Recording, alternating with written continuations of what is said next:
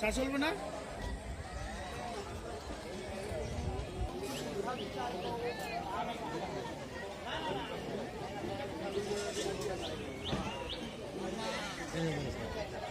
বিয়া তো করবো